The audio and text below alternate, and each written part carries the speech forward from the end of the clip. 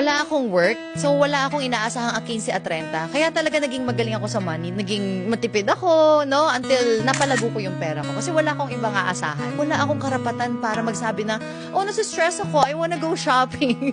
Wala kasi nagne-negosyo ko. Ako, I need to really, save money. At the same time, to reinvest it again, to boosting, to do something, no? Ang dami kong kailangan gawin at unahin. So, hindi ako pwede mag-inarte at the time na, oh, I'm stressed, I wanna go shopping, I wanna go traveling, I wanna go to Europe because I'm stressed. Ay, girl, hindi talaga pwede yun. So, what I did that time, talagang sabi ko, paano how to be motivated to feel good?